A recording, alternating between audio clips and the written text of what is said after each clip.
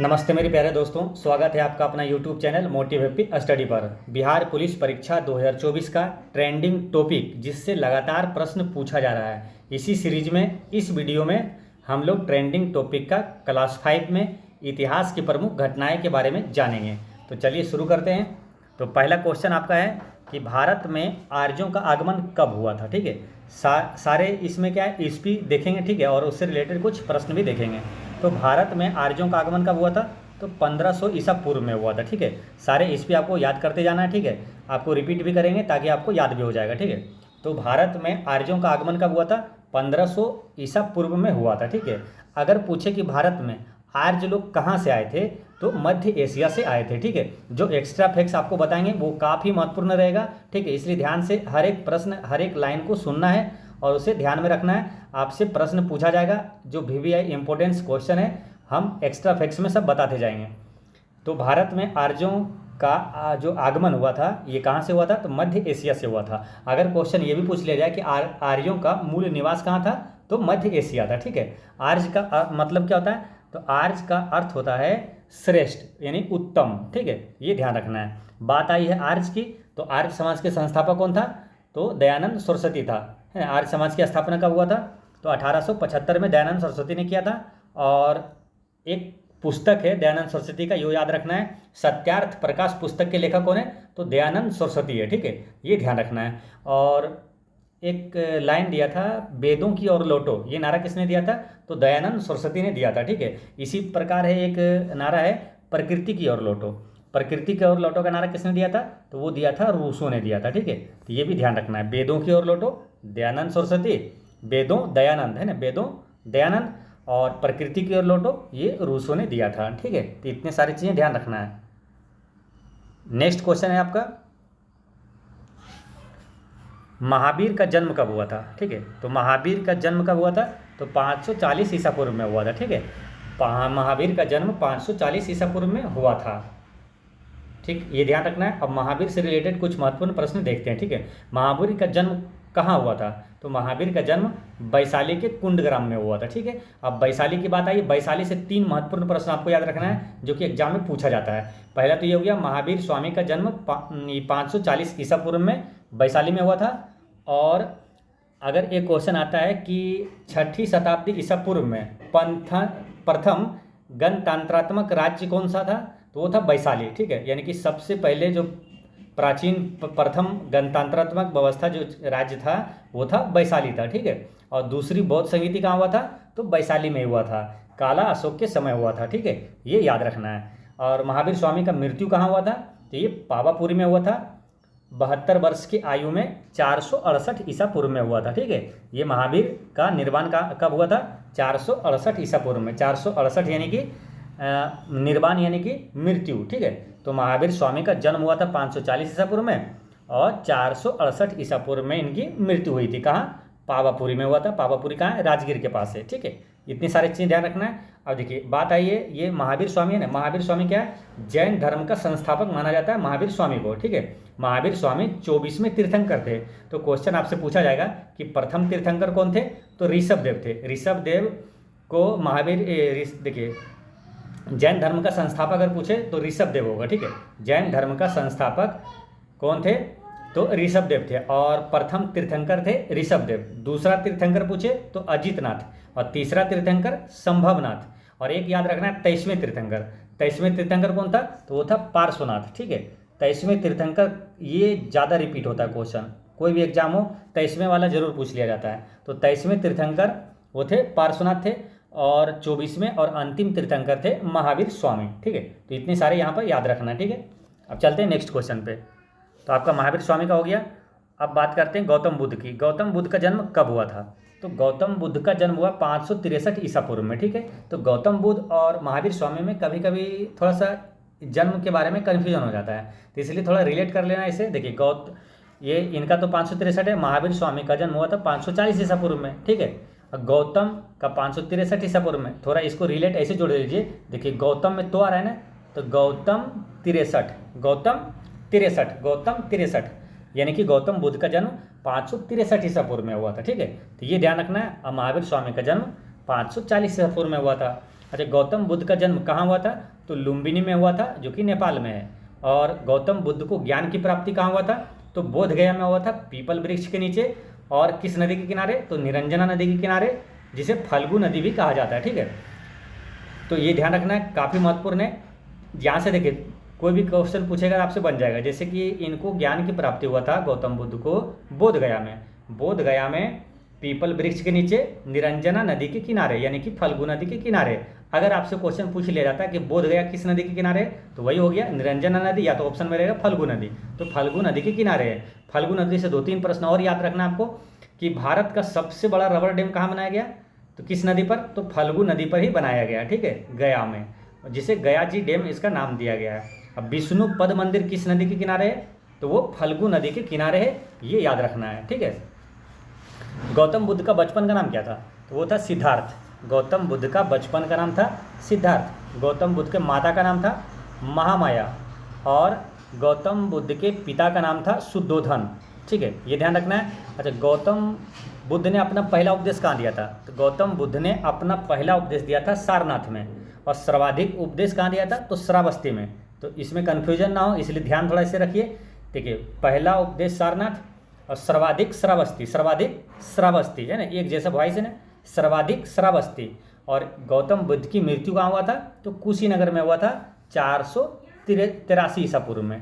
ठीक है, महानिर्वाण यानी कि मृत्यु, तो मृत्यु को क्या कहा गया है? महान परिनिर्वाण कहा गया है। ठीक है, तो गौतम बुद्ध की मृत्यु हुआ था 483 ईसा पूर्व में।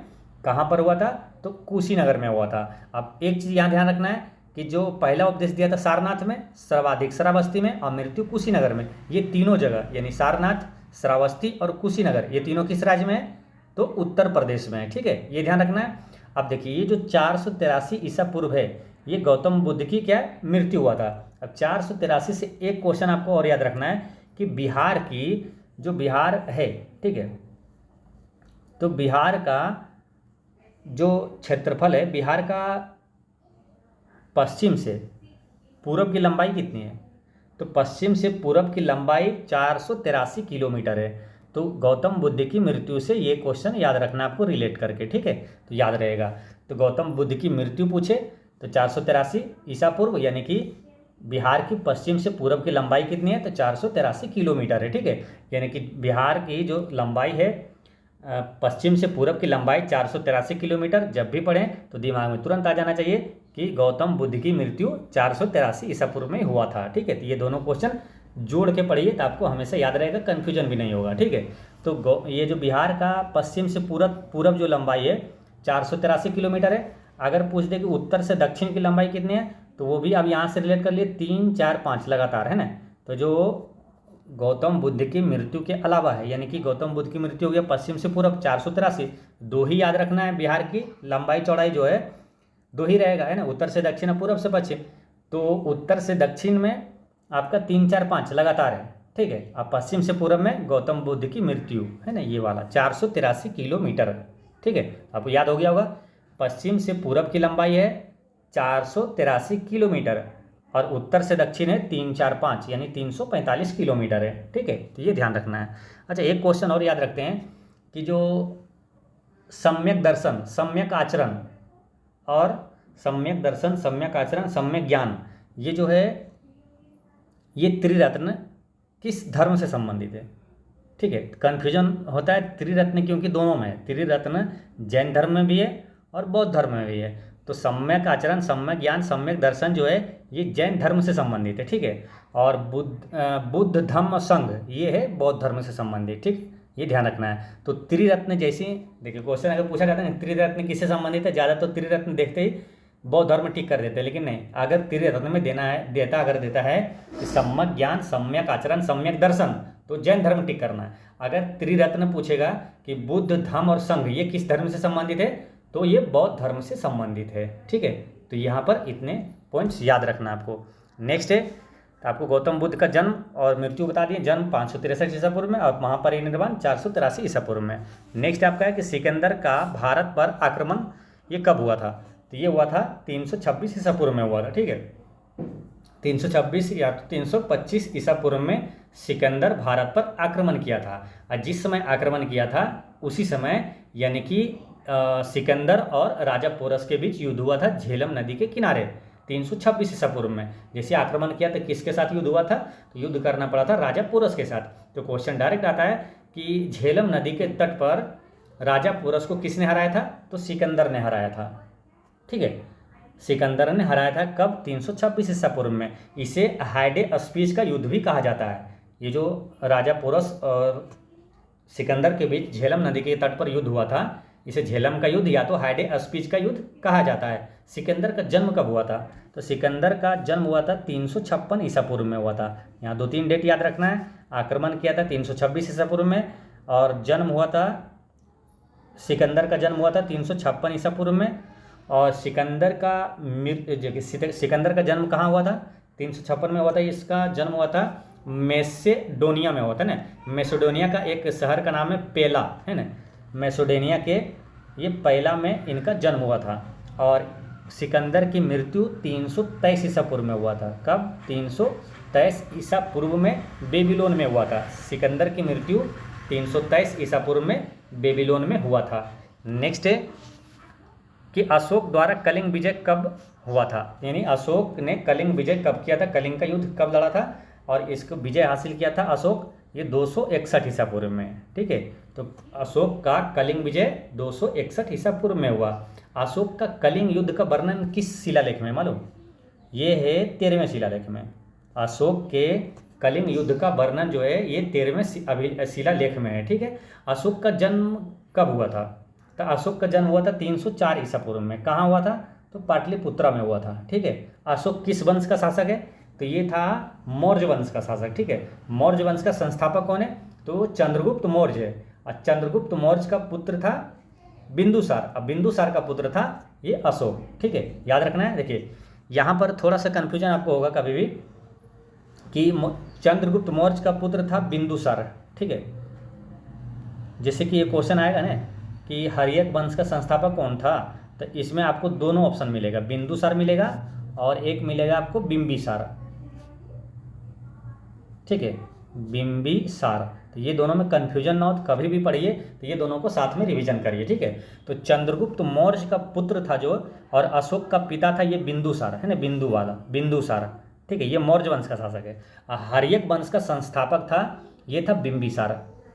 हर्यक वंश का संस्थापक था बिंबिसार। हर्यक वंश को ही पितृहंता वंश कहा जाता है, क्योंकि हर्यक वंश के संस्थापक जो बिंबिसार है, इसका बिंबिसार की हत्या कर दिया था किसने, अजातशत्रु ने। इसका पुत्र ही कर दिया था हत्या अजातशत्रु ने, और अजातशत्रु का हत्या कर दिया था अजातशत्रु का पुत्र उदयन ने कर दिया था। ठीक है, तो ये ध्यान रखना है। पाटलिपुत्र की स्थापना पूछता है तो क्या आंसर होता है, उदयन होता है। और उदयन अगर ऑप्शन में नहीं रहे तो अजातशत्रु टिक करना। ठीक है, या तो अजातशत्रु रहे और उदयन भी रहे तो अजातशत्रु टिक करना, क्योंकि उसकी स्थापना जो है पाटलिपुत्र का ये अजातशत्रु ने किया था, बाद में उदयन ने उसकी राजधानी बनाया था। पाटलिपुत्र को राजधानी उदयन ने बनाया था। ठीक है, तो ये ध्यान रखना है।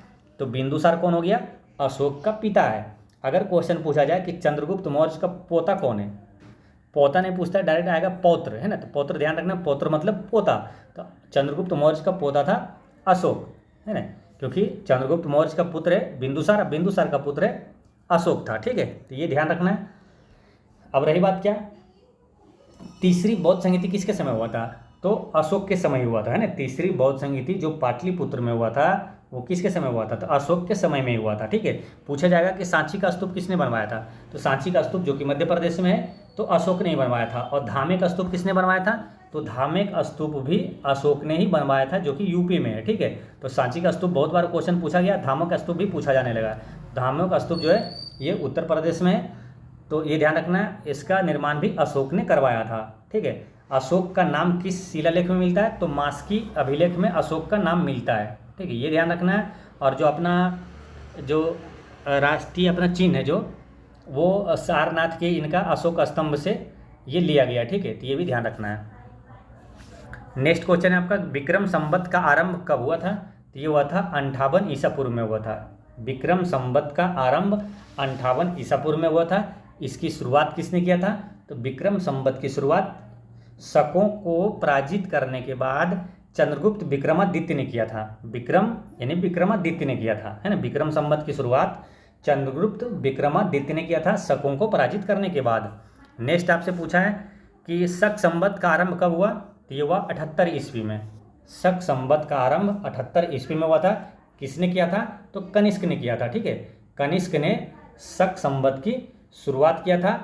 अगर क्वेश्चन आए कि राष्ट्रीय पंचांग किस संवत पर आधारित है, तो इस शक संवत पर ही आधारित है। ठीक है, कनिष्क से एक दो क्वेश्चन और याद रखना है। कनिष्क ने ही भारतीयों के लिए रेशम मार्ग की शुरुआत किसने किया था, तो कनिष्क ने ही किया था। ठीक है, और अश्वघोष किसके दरबार में रहता था, तो कनिष्क के दरबार में रहता था।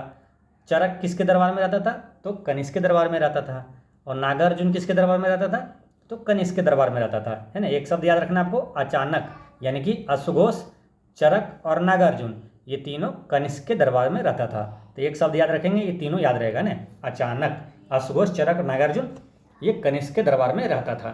ठीक है, अब बात करते हैं क्या, गुप्त संवत, है ना। गुप्त संवत की शुरुआत किसने किया था, तो चंद्रगुप्त प्रथम ने किया था। 319 और 20 ईस्वी में किया था। ठीक है, 319-20 ईस्वी में आपका गुप्त संवत की शुरुआत चंद्रगुप्त प्रथम ने किया था। ठीक है, तो ये याद रखना है। नेक्स्ट है कि हिजरी संवत का आरंभ कब हुआ था, तो हिजरी संवत की शुरुआत हुआ था 622 ईस्वी में। हिजरी संवत की शुरुआत 622 ईस्वी में हुआ था। किसने किया था, तो हजरत उमर फारूक ने किया था। हजरत उमर फारूक ने किया था। इस्लाम धर्म का संस्थापक कौन है, तो इस्लाम धर्म का संस्थापक था हजरत मोहम्मद पैगंबर, है ना। इस्लाम धर्म का संस्थापक हजरत मोहम्मद पैगंबर थे।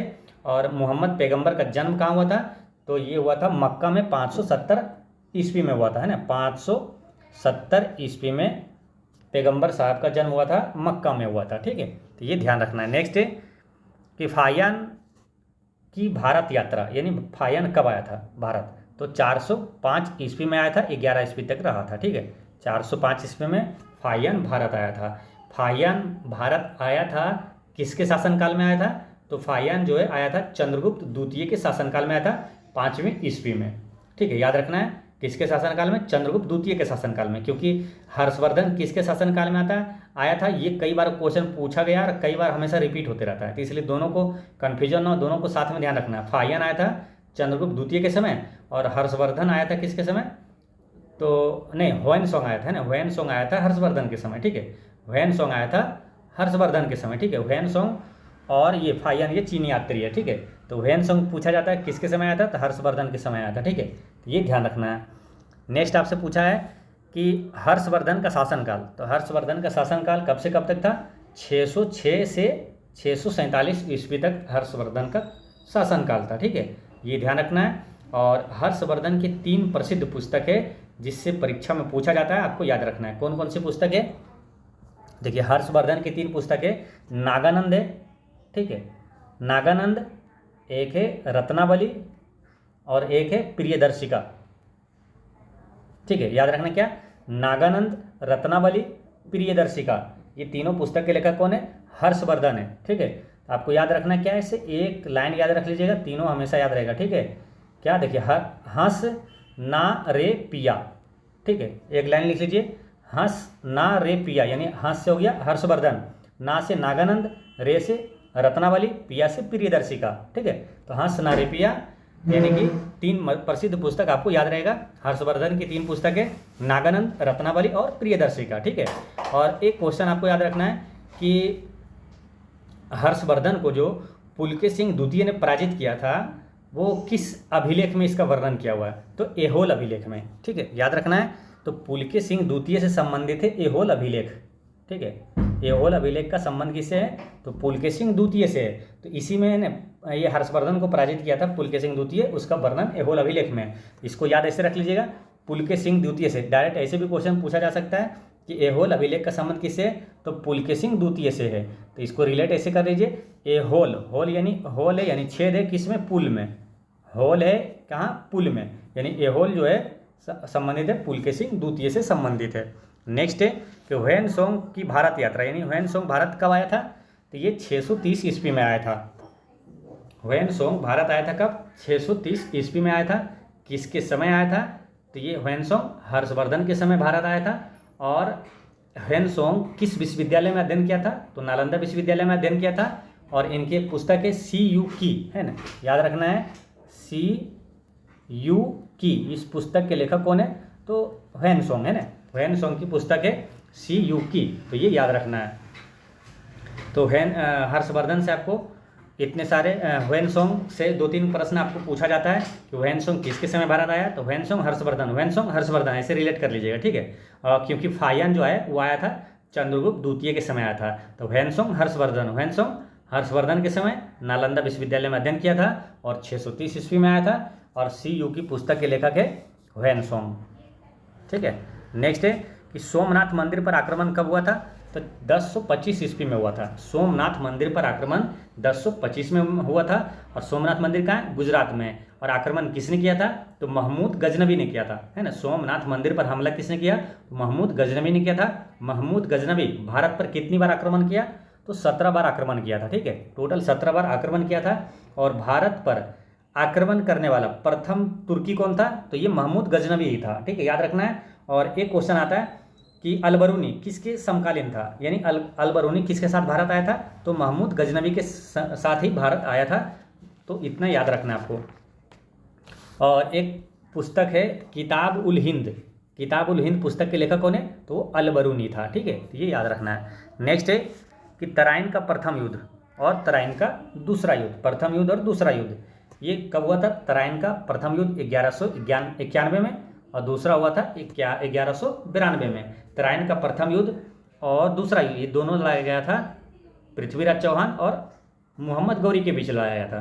पहला युद्ध कौन जीता, तो पहला युद्ध जीता था पृथ्वीराज चौहान, ठीक है। मोहम्मद गौरी और पृथ्वीराज चौहान के बीच हुआ था, तो पहला युद्ध पृथ्वीराज चौहान जीता था, दूसरा युद्ध जो है मोहम्मद गौरी जीता था, ठीक है। यानी कि पहले में जो पराजित हुआ दूसरे में वो जीत गया। तो पहले में पराजित हुआ था कौन, मोहम्मद गौरी, तो दूसरे में मोहम्मद गौरी जीता था, ठीक है, ये ध्यान रखना है। नेक्स्ट है कि गुलाम वंश का स्थापना कब हुआ था, तो गुलाम वंश का स्थापना 1206 ईस्वी में हुआ था। गुलाम वंश की बात आती है, यानी कि दिल्ली सल्तनत पर कितने राजवंशों ने शासन किया था, तो 5 राजवंशों ने शासन किया था। कौन कौन था, तो गुलाम वंश, खिलजी वंश, तुगलक वंश, सैयद वंश, लोदी वंश, और इसको क्रम से याद रखना, ठीक है। ये क्रम से पहले गुलाम वंश किया था, ठीक है, इसको याद ऐसे रख लीजिए। गुलाब, एक लाइन लिख लीजिए, गुलाब खिले, है ना, गुलाब खिले तो सांस लो, है ना, तो ये आप एक लाइन पूरा लिख लीजिए, नोट कर लीजिए। गुलाब खिले तो सांस लो, यानी कि गुलाब से हो गया गुलाम वंश, खिले खिलजी वंश, तो यानी तुगलक वंश, सांस लो यानी सैयद वंश और लोदी वंश, ठीक है। ये क्रम से ये शासन किया था दिल्ली सल्तनत पर, ठीक है, जिसमें गुलाम वंश की स्थापना कुतुबुद्दीन ऐबक ने किया था। गुलाम वंश की स्थापना कुतुबुद्दीन ऐबक ने किया था। अगर पूछे गुलाम वंश का वास्तविक संस्थापक कौन था, तो वो इल्तुतमिश था। इल्तुतमिश कौन था, तो इल्तुतमिश रजिया सुल्तान की पिता था, ठीक है। यानी कि ऐसे समझिए कि मोहम्मद गौरी का गुलाम था कुतुबुद्दीन ऐबक, और कुतुबुद्दीन ऐबक का गुलाम था इल्तुतमिश, और इल्तुतमिश का पुत्री थी रजिया सुल्तान। रजिया सुल्तान से एक ही क्वेश्चन आता है कि दिल्ली सल्तनत पर, यानी कि भारत की ये पूछ ले, या दिल्ली सल्तनत की पहली महिला मुस्लिम शासिका, तो वो रजिया सुल्तान होती है, ठीक है, ये ध्यान रखना है। और इल्तुतमिश को है ना गुलामों का गुलाम कहा जाता है, क्योंकि मोहम्मद गौरी का गुलाम था कुतुबुद्दीन ऐबक, कुतुबुद्दीन ऐबक का गुलाम था इल्तुतमिश। और इक्तादारी प्रणाली किसने चलाया था, तो इल्तुतमिश ने ही चलाया था, ठीक है, ये ध्यान रखना है। अब सबका संस्थापक और देख लेते हैं। देखिए गुलाम वंश का संस्थापक है कुतुबुद्दीन ऐबक। खिलजी वंश का संस्थापक कौन है, तो खिलजी का है जलालुद्दीन फिरोज खिलजी। और तुगलक वंश का संस्थापक कौन है, तो है गयासुद्दीन तुगलक, है ना, जिसे गाजी मलिक भी कहा जाता है। तो गयासुद्दीन तुगलक है तुगलक वंश का संस्थापक। और सैयद वंश का संस्थापक कौन है, तो खिज्र खां है। और लोदी वंश का संस्थापक कौन है, तो बकलोल लोदी है, ठीक है, तो ये याद रखना है। चलिए नेक्स्ट देखते हैं, वास्को डी गामा भारत कब आया था, है ना। वास्को डी गामा का भारत आगमन कब हुआ था, तो ये हुआ था 1498 ईस्वी में, ठीक है। 1498 में वास्को डी गामा भारत आया था। और ये क्या था, ये कौन था, ये पुर्तगाली था। यानी क्वेश्चन ऐसे भी पूछा जाता है कि भारत आने वाला पहला यूरोपीय कौन था, तो पुर्तगाली था। अब पहला पुर्तगाली कौन था, तो वास्को डी गामा आया था। वास्को डी गामा कब आया, 1498 में। पहली बार कहाँ पर आया था, तो ये केरल के कालीकट पर आया था। और वास्को डी गामा का केरल के कालीकट पर किसने स्वागत किया था, तो जमोरिन ने स्वागत किया था। बस इतना याद रखना है इसमें, ठीक है। अब चलते हैं नेक्स्ट क्वेश्चन पे। पानीपत का प्रथम युद्ध कब हुआ था, और दूसरा कब हुआ था, तीसरा कब हुआ था। ठीक है, ये तीनों साथ में पढ़ना, जब भी पढ़ना है तीनों साथ को में पढ़ना है। ठीक है, तो पानीपत का पहला युद्ध 1556 में, 1526। ठीक है, पानीपत का प्रथम युद्ध 1526 में, दूसरा 56 में और तीसरा 1761 में हुआ था। तो पानीपत का प्रथम युद्ध 1526 में, दूसरा 1556 में और तीसरा 1761 में हुआ था। ठीक है, तो ये जो पानीपत का पहला युद्ध हुआ था, ये तीनों महत्वपूर्ण क्वेश्चन है। ठीक है, कभी भी और कोई भी एग्जाम दीजिए आपको हमेशा ये काम आने वाला है। ठीक है, ये जो आपको पढ़ा रहे हैं टॉपिक, ये कोई भी एग्जाम दीजिए, है ना, चाहे बिहार का हो चाहे सेंट्रल का हो, कोई भी एग्जाम दीजिए, सब में ये काफ़ी रामबाण साबित होगा। ठीक है, यहाँ से क्वेश्चन आएगा ही आएगा निश्चित रूप से। ठीक है, इसलिए इसको, ये जो वीडियो है इसका जितने भी प्रश्न है ये हमेशा हमेशा के लिए याद रखिए, आपको हमेशा काम आएगा ये। ठीक है, तो पानीपत का युद्ध जो है कब कब हुआ और किसके बीच हुआ, ठीक है, और कौन जीता, ये तीनों महत्वपूर्ण चीज़ें याद रखना। ठीक है, तो युद्ध कब कब हुआ ये तो मालूम हो गया पहले, 1526, 1556, 1761। पानीपत का पहले युद्ध किसके बीच हुआ था, तो ये हुआ था बाबर और इब्राहिम लोदी के बीच।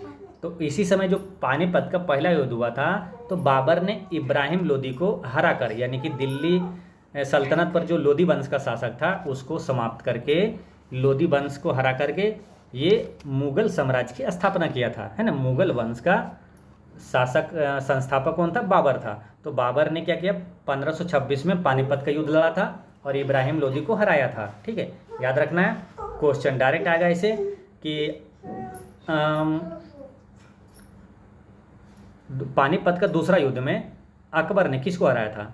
ठीक है, तो पानीपत का दूसरा युद्ध जो है 1556 में हुआ था, अकबर और हेमू के बीच हुआ था। तो अकबर ने हेमू को पराजित किया था।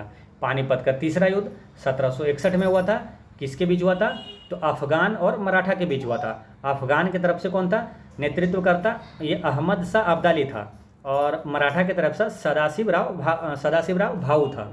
तो अहमद शाह अब्दाली इसमें विजयी रहा था और सदाशिवराव यानी कि मराठा साम्राज्य की बुरी तरह हार हुई थी। ठीक है, तो ये ध्यान रखना है। तो एक बार फिर से समझिए, पानीपत का पहला युद्ध बाबर ने जीता था, बाबर और इब्राहिम लोदी के बीच हुआ था, बाबर जीत गया था। दूसरा युद्ध अकबर और हेमू के बीच था, तो अकबर जीता था। और तीसरा युद्ध अहमद शाह अब्दाली और सदाशिवराव भाऊ के बीच हुआ था, तो अहमद शाह अब्दाली जीता था। ठीक है, तो यहाँ पर इतने सारी इंपॉर्टेंट चीज़ें याद रखना है आपको। नेक्स्ट है कि अकबर का राज्यारोहण ये कब हुआ था। तो अकबर का राज्याभिषेक पूछे या तो अकबर का राज्यारोहण कब हुआ था, तो 1556 में हुआ था। ठीक है, 1556 में अकबर ने क्या हुआ, अकबर का दूसरा जो पानीपत का दूसरा युद्ध हुआ था 1556 में हुआ था।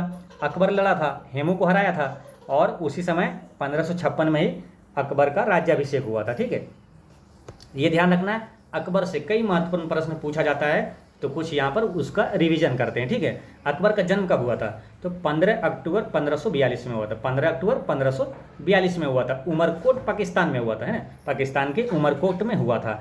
अकबर कितने वर्ष की उम्र में सम्राट बना था, तो अकबर मात्र 13 वर्ष की उम्र में ये सम्राट बन गया था।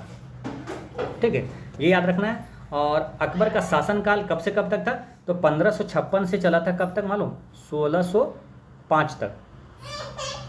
ठीक है, अकबर का शासनकाल था 1556 से 1605 तक था। ठीक है, तो ये याद रखना है।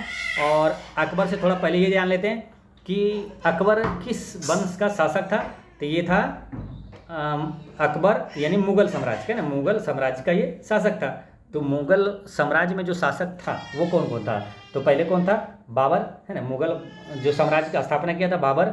उसके बाद था हुमायूं, है ना, बाबर हुमायूं, उसके बाद अकबर, उसके बाद जहांगीर। ये चार याद हो गया, बाबर, हुमायूं, अकबर है ना, और जहांगीर, और फिर है शाहजहां और औरंगजेब, है ना। तो 6 याद रहेगा आपको, कंफर्म याद रखिए 6। आपसे यहीं से प्रश्न पूछा जाएगा जो भी आएगा। ठीक है, तो इसको याद रखना है कैसे, भाज शाह, है ना, भाज शाह यानी बाबर हुमायूं, ठीक है, अकबर जहांगीर और शाहजहां औरंगजेब। ठीक है, कई प्रकार के लंबे लंबे ट्रिक आएंगे। ठीक है, लेकिन क्या वो ट्रिक याद ही नहीं रहेगा तो फिर ये कैसे याद रहेगा, इसलिए बस इतना छोटा सा याद रखें नाम से ही, है ना। बाबर, बी से बाबर हो गया, है ना, हुमायूं हो गया, अकबर हो गया, जहांगीर हो गया, भाज शाह यानी कि शाहजहां और औरंगजेब लास्ट में आएगा इधर। ठीक है, तो 6 याद रहेगा आपको। भाजशाह यानी कि देखिए बाबर का पुत्र था हुमायूं का पुत्र था अकबर का पुत्र था जहांगीर का पुत्र था शाहजहां का पुत्र था औरंगजेब। ठीक है, तो ये ध्यान रखना है।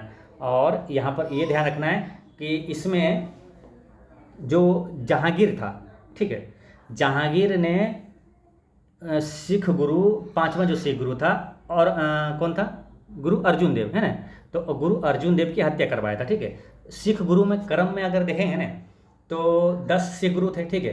तो पहला गुरु नानक देव थे, जिनका जन्म तलवंडी में हुआ था, है ना, जिसको ननकाना साहिब कहा जाता है, जो कि पाकिस्तान में है। और 10वें गुरु अपने थे कौन, गुरु गोविंद सिंह जी थे, पटना साहिब में उनका जन्म हुआ। कब हुआ, 1666 में हुआ, है ना, 1666 याद रखना है। तो 1666 में हुआ था गुरु गोविंद सिंह का जन्म।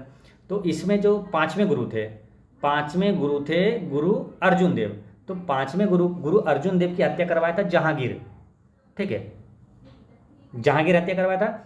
और एक 9वें गुरु थे गुरु तेग बहादुर। गुरु तेग बहादुर का ही पुत्र हैं कौन, गुरु गोविंद सिंह, है ना। 10वें गुरु जो है गुरु गोविंद सिंह के पिता थे गुरु तेग बहादुर। तो गुरु गोविंद सिंह का पिता जो तेग बहादुर, तो तेग बहादुर की हत्या करवाया था औरंगजेब। तो ये ध्यान रखना है आपको कि देखिए, गुरुओं के जो पाँचवें गुरु में, यानी कि गुरुओं में जो पहले आया पाँचवा है, तो उसकी हत्या जो मुगल शासक में पहले आया, यानी कि देखिए औरंगजेब से पहले आ रहा है जहांगीर, तो ये गुरु अर्जुन देव की हत्या जहांगीर ने करवाया था। और जो 9वें गुरु है गुरु तेग बहादुर की हत्या जो बाद में आए क्या, औरंगजेब, तो गुरु तेग बहादुर की हत्या औरंगजेब ने करवाया था, ठीक है। ये दोनों में कभी कन्फ्यूजन ना हो, इसलिए थोड़ा सा इसको रिलेट कर लीजिएगा ना, तो कन्फ्यूजन नहीं होगा। जो सिखों में पहले आया तो उसको, जो मुगलों में पहले आया वो हत्या करवाया, जो बाद में आया जैसे तेग बहादुर, तो बाद वाला औरंगजेब ने हत्या करवाया, ठीक है। जैसे आपको याद है कि 2 सिख गुरुओं की हत्या करवाया था 2 मुगल शासक, एक जहांगीर है और एक औरंगजेब है। लेकिन कभी कभी कन्फ्यूजन हो जाता है, एक्सचेंज हो जाता है, कौन किसकी हत्या करवाया था, इसलिए थोड़ा सा ऐसे रिलेट कर लीजिएगा ना क्रम से, तो आपको कन्फ्यूजन कभी नहीं होगा। तो पहले आया था, पाँचवें गुरु है गुरु अर्जुन देव की हत्या जहांगीर ने करवाया, और 9वें गुरु तेग बहादुर की हत्या औरंगजेब ने करवाया था, ठीक है। तो ये ध्यान रखना है। अब बात आते हैं फिर अकबर पे। अकबर से ये है कि कई महत्वपूर्ण क्वेश्चन है, जैसे कि मनसबदारी प्रणाली किसने शुरू किया, तो मनसबदारी प्रणाली अकबर ने शुरू किया था, ठीक है। दीन इलाही किसने शुरू किया था, अकबर ने किया था। इलाही संबत की स्थापना किसने किया था, तो अकबर ने किया था। फतेहपुर सीकरी का निर्माण किसने करवाया था, अकबर ने करवाया था। फतेहपुर सीकरी में ये बुलंद दरवाजा का निर्माण किसने करवाया था, अकबर ने करवाया था। बुलंद दरवाजा का निर्माण किस विजय के उपलक्ष्य में करवाया, तो गुजरात विजय के उपलक्ष्य में बुलंद दरवाजा का निर्माण करवाया था। 2 व्यक्ति का नाम याद रखना है यहाँ पर, किसका किसका, एक है बैरम खां, एक है टोडरमल। तो अकबर का संरक्षक कौन था, तो वो था बैरम खां, और अकबर का राजस्व मंत्री कौन था, तो वो था टोडरमल, ठीक है। और एक मुगल काल में मुगल शासक, कौन सा शासक जो अनपढ़ था, तो यही अकबर जो था ये अनपढ़ था, ठीक है। तो अकबर का संरक्षक बैरम खां, अकबर का राजस्व मंत्री टोडरमल था, ठीक है, ये याद रखना है। अकबर का मकबरा कहाँ है, तो वो है सिकंदरा के पास, सिकंदरा में, ठीक है। सिकंदरा कहाँ है, तो आगरा के पास ही, आगरा से 4 किलोमीटर दूर है वो सिकंदरा है। तो अकबर का मकबरा सिकंदरा में है, आगरा के पास, ठीक है। तो ये सभी चीज़ें याद रखना है। नेक्स्ट आपका आता है क्या, बात करते हैं हल्दी घाटी का युद्ध, ये कब हुआ था, तो हल्दी घाटी का युद्ध हुआ था 1576 ईस्वी में, ठीक है। 1576 में। अब इस टाइप के 3 है जो कि आपको कन्फ्यूजन कभी कभी करता है। कौन करता है, देखिए, एक हल्दी घाटी का युद्ध है 1576 में, एक आएगा आपको तालीकोटा का युद्ध, वो कब हुआ था, तो 1565 में हुआ था, ठीक है। इसको थोड़ा ऐसे रिलेट कर लीजिए, देखिए याद तो करना है, थोड़ा रिलेट कर लेते हैं। तालीकोटा का युद्ध, ताली दोनों हाथ से बजती है, यानी 2-5 आएगा इसमें, देखिए, है ना, 2-5 ताली दोनों हाथों से बजती है, यानी कि 2-5 वाला 1565 में हुआ था, ठीक है। और हल्दी घाटी का युद्ध 1576 में हुआ था, ठीक है, ऐसे रिलेट करिए। अच्छा, पुरंदर की संधि कब हुआ था, तो वो हुआ था 1776 में। पुरंदर की संधि 1776 में हुआ था। ये तीनों प्रश्न हमेशा याद रखना साथ में, ताकि आपको कन्फ्यूजन कभी ना हो। हल्दी घाटी का युद्ध 1576 में, तालीकोटा यानी कि 1565, और ये जो पुरंदर की संधि ये हुआ था 1776 में, ठीक है। अब देखते हैं नेक्स्ट वाला, दीन इलाही धर्म की स्थापना किसने किया था, तो इसको बता दिया था आपको, है ना, अकबर ने किया था। दीन इलाही हो गया, या तो मनसबदारी हो गया, इलाही संबत हो गया, फतेहपुर सीकरी, बुलंद दरवाजा, ये सभी का निर्माण किसने करवाया था, तो अकबर ने करवाया था, ठीक है, ये याद रखना है। तो इसका दीन इलाही हो गया कि धर्म की स्थापना अकबर ने किया था 1582 ईस्वी में, ठीक है। नेक्स्ट है आपका कि प्लासी का युद्ध कब हुआ था, तो प्लासी का युद्ध कब हुआ, 1757 ईस्वी में हुआ था। प्लासी का युद्ध 1757 ईस्वी में हुआ था। किसके बीच हुआ था, तो ब्रिटिश ईस्ट इंडिया और सिराजुद्दौला के बीच हुआ था। तो ब्रिटिश ईस्ट इंडिया कंपनी का नेतृत्व किसने किया था? तो रॉबर्ट क्लाइव ने किया था, है ना। रॉबर्ट क्लाइव और सिराजुद्दौला के बीच हुआ था। इसमें विजयी कौन रहा था? तो ब्रिटिश लोग जीत गए थे, सिराजुद्दौला को पराजित कर दिया था। ठीक है, तो प्लासी का युद्ध किसके बीच हुआ? डायरेक्ट ये पूछ लिया जाए तो याद रखना है ब्रिटिश और सिराजुद्दौला के बीच हुआ था। और बात आई यहाँ क्या? Robert Clive. रॉबर्ट क्लाइव से याद रखना है आपको कि बंगाल में द्वैत शासन किसने लगाया था? तो बंगाल में द्वैत शासन सबसे पहले किसने लगाया था? तो रॉबर्ट क्लाइव ने लगाया था 1765 में। ठीक है, और द्वैत शासन को समाप्त किसने किया था? तो वारेन हेस्टिंग्स ने किया था 1772 ईस्वी में। ठीक है, तो ये ध्यान रखना है। नेक्स्ट है बक्सर का युद्ध कब हुआ था? तो बक्सर का युद्ध 1764 में हुआ था। किसके बीच हुआ था? तो ये हुआ था अंग्रेज और मीर कासिम के बीच हुआ था। ठीक है, अंग्रेज और मीर कासिम की तरफ था शुजाउद्दौला भी था। ठीक है, तो अंग्रेज और मीर कासिम और शुजाउद्दौला के बीच हुआ था। ठीक है, ये ध्यान रखना है। बक्सर का युद्ध 1764 में हुआ था। एक आएगा आपको बॉक्सर। बॉक्सर का युद्ध कहाँ हुआ था? तो ये हुआ था चीन में। ये याद रखना है, बॉक्सर का युद्ध चीन में। ये बक्सर तो बिहार में, ये बिहार में होता है, लेकिन बॉक्सर का युद्ध अगर पूछे किस देश में हुआ तो चीन में हुआ था। नेक्स्ट है कि बंगाल में अस्थाई बंदोबस्त ये कब लागू हुआ? तो बंगाल में अस्थाई बंदोबस्त लागू हुआ था 1793 ईस्वी में। बंगाल में अस्थाई बंदोबस्त 1793 ईस्वी में लागू हुआ था। और अस्थाई बंदोबस्त का जनक किसे कहा जाता है? तो लॉर्ड कॉर्नवालिस को कहा जाता है ना। लॉर्ड कॉर्नवालिस को अस्थाई बंदोबस्त का जनक कहा जाता है। आप देखिए, ये काफ़ी महत्वपूर्ण क्वेश्चन है जो बता रहे हैं आपको कि डायरेक्ट क्वेश्चन आएगा, ये आए चाहे नहीं आए, लेकिन ये जरूर आता है और बार बार रिपीट होता है कि अस्थाई बंदोबस्त का जनक किसे कहा जाता है? तो वो कहा जाता है लॉर्ड कॉर्नवालिस को। ठीक है, और अस्थाई बंदोबस्त है नहीं, इसी तरह कन्फ्यूजन करेगा आपको स्थानीय स्वशासन। तो स्थानीय स्वशासन का जनक कौन है? तो वो है रिपन, है ना, लॉर्ड रिपन, जिसके समय में जनगणना हुआ था। नियमित जनगणना की शुरुआत 1881 में हुआ था, वही रिपन है। ठीक है, तो रिपन जो है स्थानीय स्वशासन का जनक है।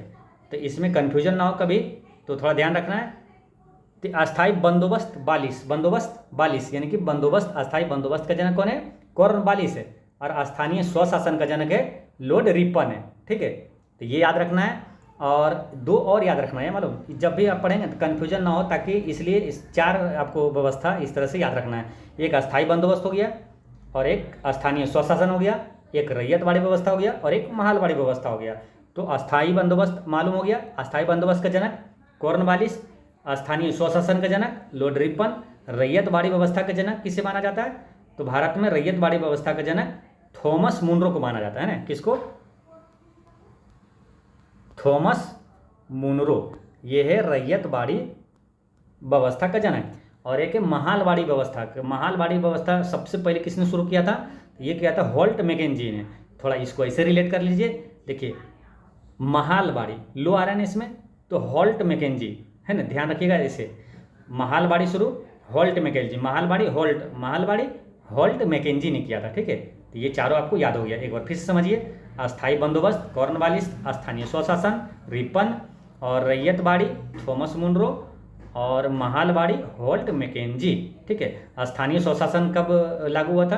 तो वो शुरुआत किया था लॉर्ड रिपन ने 1882 में किया था। ठीक है, रिपन से आप 2-3 प्रश्न आता है, जिसे पहली जनगणना कब हुआ था? 1872 में लॉर्ड मेयो के समय, और नियमित जनगणना शुरुआत 1881 में लॉर्ड रिपन के समय, और 1881 में ही प्रथम कारखाना विधेयक भी पारित हुआ था। ठीक है, और 1882 में स्थानीय स्वशासन ये लागू हुआ था, और इल्बर्ट विधेयक भी लॉर्ड रिपन के समय ही लागू हुआ था। नेक्स्ट देखते हैं, यह है आपका कि बंगाल में प्रथम विभाजन। तो बंगाल का विभाजन कब हुआ था? तो 1905 ईस्वी में हुआ था। बंगाल विभाजन कब हुआ था? 1905 ईस्वी में हुआ था। किसके समय हुआ था? लॉर्ड कर्जन के समय हुआ था। ठीक है, ये ध्यान रखना है। और बंगाल विभाजन फिर रद्द कब हुआ था? तो 1911 में हुआ था ना। 1911 में जो कि घोषणा हुआ था कि कोलकाता से राजधानी दिल्ली होगी, और 1912 में भारत की राजधानी कोलकाता से दिल्ली को बनाया गया 1912 में। ठीक है, और 1912 में ही क्या हुआ? बिहार की स्थापना भी हुआ था 22 मार्च 1912 को। अच्छा, यहाँ पर आते हैं कि जो बंगाल विभाजन पे है, बंगाल विभाजन 1905 में हुआ। स्वदेशी आंदोलन कब हुआ था? तो स्वदेशी आंदोलन भी 1905 में हुआ था। ठीक है, तो ये ध्यान रखना है। नेक्स्ट है कि मुस्लिम लीग का स्थापना कब हुआ था। तो मुस्लिम लीग की स्थापना 1906 ईस्वी में हुआ था। किसने किया था? तो आगा खां और सलीमुल्लाह ने किया था। कहाँ पर? तो बांग्लादेश की राजधानी ढाका में किया था। ठीक है, ये याद रखना है। नेक्स्ट आपका है कि मोरले मिंटो सुधार। मोरले मिंटो सुधार कब हुआ था? तो ये अधिनियम जो 1909 का है, तो 1909 का जो एक्ट अधिनियम को ही मोरले मिंटो सुधार कहा जाता है। मोरले मिंटो सुधार 1909 को कहा जाता है। ठीक है, 1900 और एक आता है क्या? मोंटेग्यू चेम्सफोर्ड सुधार। तो मोंटेग्यू चेम्सफोर्ड सुधार किसे कहा जाता है? तो ये 1919 को है ना, 1919 के जो अधिनियम है उसको मोंटेग्यू चेम्सफोर्ड सुधार कहा जाता है। और मोरले मिंटो सुधार 1909 को। 1909 में एक क्वेश्चन याद रखना आपको कि भारत में सांप्रदायिक निर्वाचन प्रणाली की शुरुआत कब हुआ था? तो 1909 में ही हुआ था। ठीक है, और 1919 की बात करें तो ये है मोंटेग्यू चेम्सफोर्ड सुधार है। ठीक है, 1919। और यहाँ पर दो प्रश्न और याद रखना, कौन कौन मालूम? कि 1919 में ही बंगाल में द्वैत शासन लागू हुआ था। ठीक है, फिर बाद में द्वैत शासन जो है ये तो लागू हुआ था कब? ये लागू हुआ था द्वैत शासन 1765 में। ठीक है, 1772 में ये समाप्त हुआ था वारेन हेस्टिंग्स के समय। ठीक है, ये ध्यान रखना है। यहाँ पर आपको याद रखना है क्या मालूम? 1919 में कुछ महत्वपूर्ण घटना हुआ, उसका रिवीजन करना है आपको। ठीक है, तो उसका रिवीजन ऐसे करना है कि 1919 में क्या क्या हुआ। तो पहले तो ये हुआ मोंटेग्यू चेम्सफोर्ड सुधार। ठीक है, रोलेक्ट एक्ट कब आया था? रोलेक्ट एक्ट लागू हुआ था 1919 में। जालियांवाला बाग हत्याकांड कब हुआ था? 1919 में। खिलाफत आंदोलन कब हुआ था? 1919 में हुआ था। ठीक है, ये ध्यान रखना है। जालियांवाला बाग हत्याकांड जो हुआ था उसमें गोली चलाने का ऑर्डर किसने दिया था? तो जनरल डायर ने दिया था। ठीक है, जनरल डायर ने दिया था, ये याद रखना है। और जनरल डायर को गोली किसने मारा था? तो उधम सिंह ने मारा था। ठीक है, और देखिए गोली मारने में दो प्रश्न आएगा, एक तो जनरल डायर को गोली किसने मारा? तो उधम सिंह। और एक क्वेश्चन आएगा कि कर्नल वायली को गोली किसने मारा? तो मदन लाल ढींगरा ने मारा था।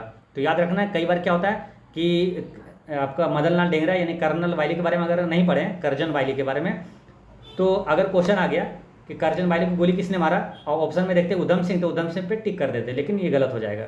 ठीक है, तो ध्यान रखना आपको, ऐसे समझिए। जनरल डायर जो है, जो कि जालियांवाला बाग हत्याकांड करवाया था, उसको मारा था उधम सिंह ने। ठीक है, और कर्जन वायली, ठीक है, तो इसको थोड़ा रिलेट कर लीजिए ताकि आपको कन्फ्यूजन ना हो। कर्जन वायली, इसको गोली मारा था मदन लाल ढींगरा ने। तो ऐसे करिए, देखिए वायली लो आ रहा है ना, तो मदन लाल है ना, देखिए दो ही नाम आएगा, आपको कन्फ्यूजन जो करेगा उधम सिंह और मदन लाल ढींगरा। तो कर्नल वायली को जो मारा ना वो मदन लाल है, वायली लाल। तो कर्जन वायली को गोली किसने मारा था? तो मदन लाल ढींगरा ने मारा था। ठीक है, तो ये ध्यान रखना है। नेक्स्ट देखते हैं, प्रथम विश्व युद्ध कब हुआ था?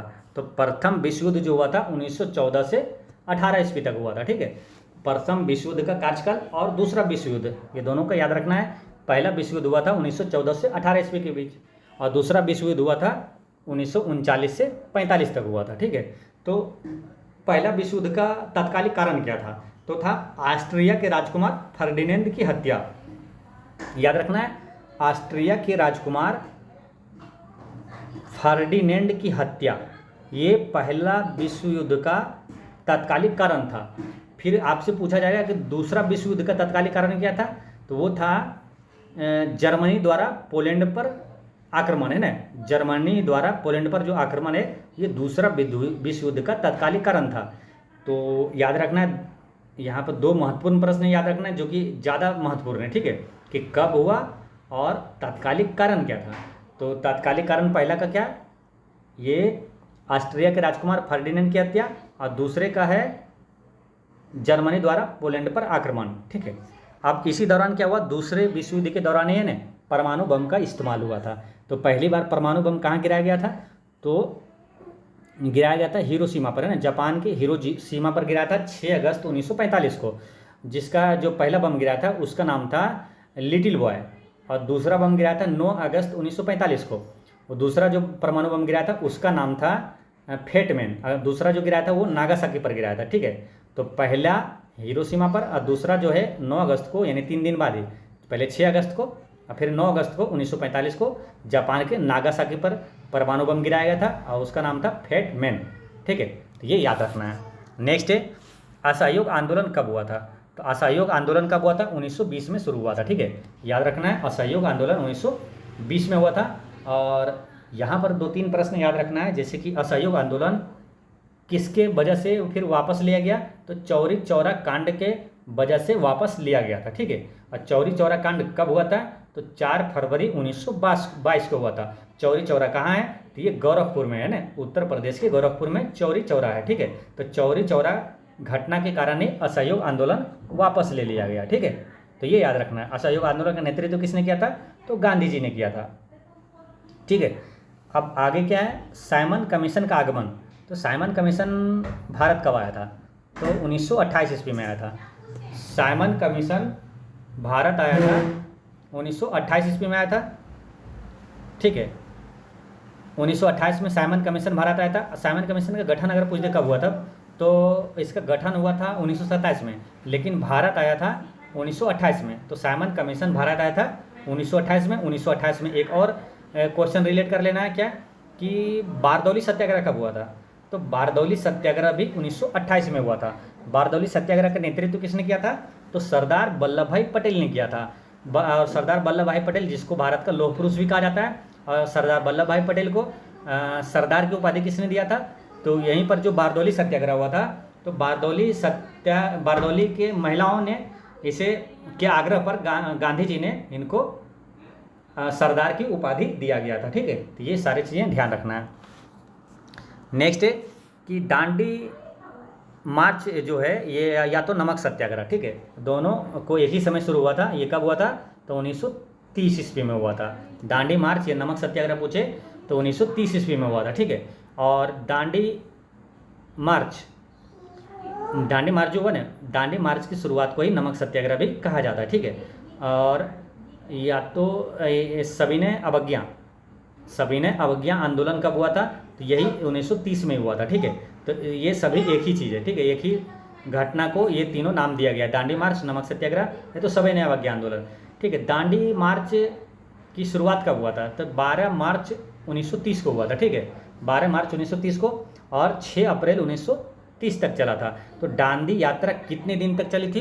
तो 24 दिन तक चली थी, ठीक। दांडी यात्रा कितने किलोमीटर चली थी? तो 241 मील, ठीक है, 241 मील। किलोमीटर में पूछे तो 387 किलोमीटर। लगभग में आंसर कर दे तो वहाँ 390 किलोमीटर हो तो आंसर टिक कर सकते हैं, ठीक है। और दांडी यात्रा जो है कितने अनुयायियों के साथ गांधी जी चले थे? तो 78 अनुयायियों के साथ दांडी यात्रा शुरू हुआ था, ठीक है। तो ये सभी चीज़ें ध्यान रखना है, ठीक। चलते हैं नेक्स्ट क्वेश्चन पे। गांधी इरविन समझौता कब हुआ था? ठीक है, गांधी इरविन समझौता कब हुआ था? अच्छा, 1930 में। और क्या हुआ था मालूम? 1930 में एक चीज़ और याद रख सकते हैं आप, कि जो प्रथम गोलमेज सम्मेलन वो कब हुआ था? तो 1930 में हुआ था, ठीक है। तो ये भी ध्यान रखना है। तो गांधी इरविन समझौता ये 1931 में हुआ था, ठीक है। 1931 में गांधी इरविन समझौता हुआ था। 1931 में और क्या हुआ था? तो दूसरा गोलमेज सम्मेलन 1931 में हुआ था। और भगत सिंह को फांसी कब दिया गया था? तो 1931 में ही दिया गया था। तो याद रखना आपको, भगत सिंह, राजगुरु और सुखदेव, ये तीनों को 23 मार्च 1931 को फांसी दिया गया था। नेक्स्ट है कैबिनेट मिशन का आगमन। कैबिनेट मिशन भारत कब आया था? तो कैबिनेट मिशन भारत आया था कब? 1946 में, ठीक है, 1946 में कैबिनेट मिशन भारत आया था। अब कैबिनेट मिशन का अध्यक्षता किसने किया था? तो पेंथिक लॉरेंस ने किया था। कैबिनेट मिशन में 3 व्यक्ति आए थे, ठीक है, एक है पेंथिक लॉरेंस, फिर है स्टेफोर्ड क्रिप्स और एबी अलेक्जेंडर, ठीक है। तो कैबिनेट मिशन की अध्यक्षता किया था पेंथिक लॉरेंस ने किया था, ठीक है, याद रखना है। अब यहाँ पर कुछ इंपॉर्टेंट क्वेश्चन याद रखना है आपको, जैसे कि 1857 की क्रांति के समय ब्रिटेन का प्रधानमंत्री कौन था? तो वो था पाम अर्स्टन, ठीक है। 1857 के समय ब्रिटेन प्रधानमंत्री था पाम अर्स्टन, और पाम अर्स्टन ऐसे लिख दीजिए, है ना, पाम अर्स्टन 1857 के समय ब्रिटेन का प्रधानमंत्री था। भारत छोड़ो आंदोलन के समय ब्रिटेन का प्रधानमंत्री कौन था? तो वो था विंस्टन चर्चिल था, जो कि द्वितीय विश्व युद्ध के समय भी यही था ना, विंस्टन चर्चिल। विंस्टन चर्चिल का जो प्रधानमंत्री के रूप में कार्यकाल था वो 1940 से 45 तक था। अच्छा, भारत की आज़ादी के समय ब्रिटेन का प्रधानमंत्री कौन था? तो वो था क्लीमेंट एटली था, है ना, आज़ादी के समय क्लीमेंट एटली था। अच्छा, स्वतंत्रता के समय भारतीय राष्ट्रीय कांग्रेस का अध्यक्ष कौन था? तो आचार्य JB कृपलानी था, है ना। स्वतंत्रता के समय भारतीय राष्ट्रीय कांग्रेस का अध्यक्ष JB कृपलानी था, ये याद रखना है, ठीक है। नेक्स्ट है महात्मा गांधी की हत्या कब हुआ था? तो 1948 में हुआ था। महात्मा गांधी की हत्या 1948 में हुआ था, ठीक है। महात्मा गांधी की बात करें, महात्मा गांधी का जन्म कब हुआ था? 2 अक्टूबर 1869 में हुआ था ना, 2 अक्टूबर 1869 में गुजरात के पोरबंदर में हुआ था, ठीक है। तो याद रखना है 2 अक्टूबर, ठीक है। ये आपको याद भी होगा बचपन से, लेकिन डेट से एक क्वेश्चन और भी याद रखेंगे, ठीक है। तो 2 अक्टूबर को। और इनका माता का नाम क्या था? तो गांधी जी का माता का नाम था पुतलीबाई, पिता का नाम था करमचंद गांधी और पत्नी का नाम था कस्तूरबा गांधी, ठीक है। याद रखना है महात्मा गांधी जी का पत्नी का नाम कस्तूरबा गांधी था, ठीक है। और इनके कुछ महत्वपूर्ण पुस्तक है, आपको याद रखना है, जैसे सत्य के प्रयोग है ना, माई एक्सपेरिमेंट विथ ट्रूथ के लेखक कौन है? गांधी जी है। एक आत्मकथा है, आत्मकथा के लेखक कौन है? तो गांधी जी है। मेरी जीवन कथा के लेखक गांधी जी है। राम नाम के लेखक गांधी जी। मेरे सपनों का भारत के लेखक गांधी जी। संक्षिप्त आत्मकथा के लेखक गांधी जी। गीता बोध के लेखक गांधी जी है ना, गीता बोध, इसके लेखक कौन है? गीता बोध के लेखक गांधी जी। और बापू की सीख के लेखक भी है गांधी जी। हिंद स्वराज के लेखक गांधी जी, ये याद रखना है। कुछ पत्रिका और समाचार पत्र है, वो भी याद रखना है आपको, जैसे इंडियन ओपिनियन के संपादक कौन है? गांधी जी है। नवजीवन गांधी जी, हरिजन का गांधी जी, यंग इंडिया का गांधी जी, यानी 4 है, इंडियन ओपिनियन, नवजीवन, हरिजन और यंग इंडिया, ये सब पत्रिका के संपादक कौन है? तो गांधी जी है, ठीक है। गांधी जी की मृत्यु कब हुआ था? तो 30 जनवरी 1948 को हुआ था, ठीक है। तो ये दोनों डेट से क्वेश्चन याद रखना है कि अंतर्राष्ट्रीय अहिंसा दिवस कब मनाया जाता है? तो इनके जो जन्म हुआ था उस डेट पे अंतर्राष्ट्रीय अहिंसा दिवस मनाया जाता है, और इनको जब मृत्यु हुआ था 30 जनवरी को, तो शहीद दिवस मनाया जाता है, ठीक है। तो ये ध्यान रखना है। नेक्स्ट है चीन का भारत पर आक्रमण। तो चीन का जो है भारत पर आक्रमण कब किया था? 1962 ईस्वी में किया था, ठीक है। तो ये याद रखना है, चीन का भारत पर आक्रमण 1962 में हुआ था। और चीन की बात करते हैं तो चीन की राजधानी कहाँ है? बीजिंग। चीन की मुद्रा का नाम क्या है? रेनमिनबी या तो युआन है ना, रेनमिनबी या युआन। और चीन की आधिकारिक भाषा क्या है? तो वो है मंदारिन है ना। चीन की आधिकारिक भाषा क्या है? तो वो है मंदारिन, ठीक है, याद रखना है। और भारत और चीन के बीच सीमा रेखा का नाम क्या है? तो वो है मेक मोहन रेखा है ना, मेक मोहन रेखा। चीन का संसद का नाम क्या है? तो नेशनल पीपुल्स कांग्रेस है ना, चीन की संसद का नाम है नेशनल पीपुल्स कांग्रेस है। और कागज का आविष्कार सबसे पहले कहाँ हुआ था? तो कागज का आविष्कार कहाँ हुआ था सबसे पहले? तो चीन में हुआ था, ठीक है, याद रखना। और पहला जो प्रतियोगिता परीक्षा हुआ वो कहाँ हुआ था? तो पहला प्रतियोगिता परीक्षा की शुरुआत भी चीन में हुआ था, ठीक है, याद रखना है। और यहाँ से एक चीज़, ये इतने सारे आपको यहाँ पर याद रखना है, ठीक है। तो कागज़ का शुरुआत या तो कागज़ का आविष्कार और प्रतियोगिता परीक्षा पहली बार जो हुआ था वो चीन में हुआ था। नेक्स्ट देखिए कि भारत पाकिस्तान युद्ध ये कब हुआ था? तो 1965 ईस्वी में हुआ था, ठीक है। भारत पाकिस्तान युद्ध 1965 में हुआ था। और उस समय भारत का प्रधानमंत्री कौन था? भारत पाकिस्तान युद्ध के समय भारत का प्रधानमंत्री कौन था? तो लाल बहादुर शास्त्री था। लाल बहादुर शास्त्री का जो कार्यकाल था 1964 से 1966 तक था, ठीक है, ये याद रखना है। नेक्स्ट आपका है ताशकंद समझौता, ये कब हुआ था? तो 1966 में हुआ था, है ना। ताशकंद समझौता 1966 में हुआ था, ठीक है। और एक चीज़ यहाँ ये याद रखना है कि देखिए 1967 में ना सिंधी भाषा को जोड़ा गया था। सिंधी भाषा को कब जोड़ा गया था? 1967 में। तो यहाँ पर 3 क्वेश्चन लगातार हो जाएगा आपका। देखिए भारत पाकिस्तान युद्ध 1965, ताशकंद समझौता 1966 और सिंधी भाषा को जोड़ा गया था 1967 में, यानी 65, 66, 67, ठीक है। तो ये याद रखना। अच्छा, यहाँ से 4 महत्वपूर्ण सम्मेलन या समझौता है जो कि एग्जाम में पूछा जाता है, आपको याद रखना है, ठीक है। वो कौन कौन सा है? देखिए एक तो ये हो गया ताशकंद समझौता 1966। आप देखिए एक क्वेश्चन आएगा कि शिमला सम्मेलन कब हुआ? तो शिमला देखिए सभी है 1900 में, ठीक है, 1900 में ही है सब, ये ध्यान रखना मोटा मोटी पहले कि 1900 या तो 1945, 1946 ऐसे है, ठीक है, सब 1900 में ही है। अब बात है कि आगे वाला 2 अंक क्या वो उस पर ध्यान देना है। तो शिमला सम्मेलन कब हुआ था? 1945 में हुआ था,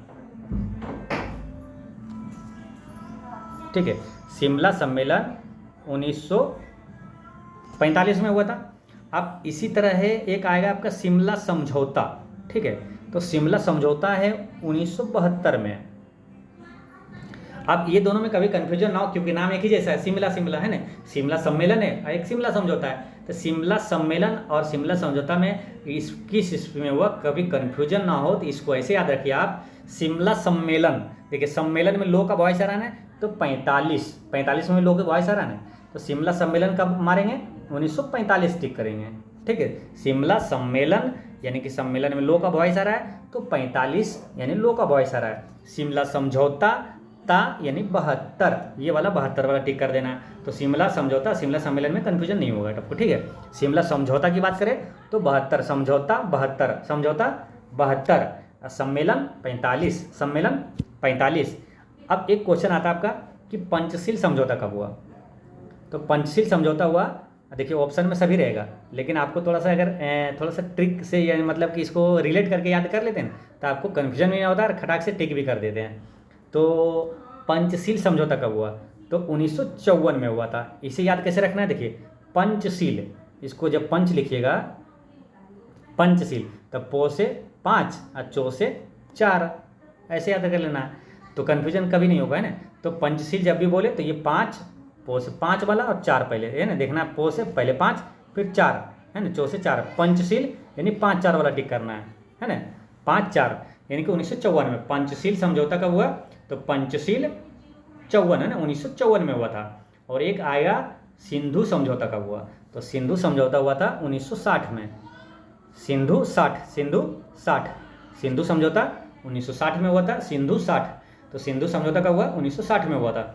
अब जब भी आपके पास आएगा ना, आप ऑप्शन देखते ही साथ आपको ऑटोमेटिक आपको याद आ जाएगा। ठीक है, तो एक बार फिर रिवीजन कर लेते हैं। शिमला सम्मेलन 1945, शिमला सम्मेलन, शिमला समझौता 1972, पंचशील समझौता, पंचशील यानी 5-4 वाला यानी 1954, और सिंधु 60, सिंधु समझौता सिंधु 60। ठीक है, तो ये ऐसे याद रख लेना सबको।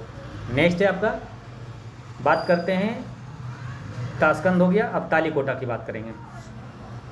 तालीकोटा का युद्ध कब हुआ था, तो तालीकोटा का युद्ध, ताली दोनों हाथ से बजती है यानी 2-5 ढूंढ लेना है, पहले तो ये दिमाग में लड़ा लेना है, याद रहे तो और अच्छी बात है। ठीक है, तो ये तालीकोटा का युद्ध 1565 में हुआ था। हल्दी घाटी का युद्ध कब हुआ था, 1576 में हुआ था। ठीक है, और पुरंदर की संधि कब हुआ था, तो 1776 में हुआ था। ठीक है, तो ये सब ध्यान रखना है। नेक्स्ट है आंग्ल मैसूर युद्ध, है ना, आंग्ल मैसूर युद्ध 4 हुआ था, तो चारों को एक साथ पढ़ेंगे। ठीक है, आंग्ल मैसूर युद्ध 4 हुआ था, चारों को एक साथ पढ़ेंगे। पहले देखते हैं कि कब कब हुआ। ठीक है, तो पहला आंग्ल मैसूर युद्ध जो है 1767 से 69 के बीच हुआ था। ठीक है, 1767 से 69। दूसरा आंग्ल मैसूर युद्ध 80 से 84, 1780 से 84। तीसरा आंग्ल मैसूर युद्ध हुआ 1790 से 92, और चौथा आंग्ल मैसूर युद्ध हुआ था 1799 में। एक बार फिर समझिए, प्रथम आंग्ल मैसूर युद्ध 1767 से 69, दूसरा आंग्ल मैसूर युद्ध 1780 से 84, तीसरा आंग्ल मैसूर युद्ध 1790 से 92, और चौथा 1799 में हुआ था।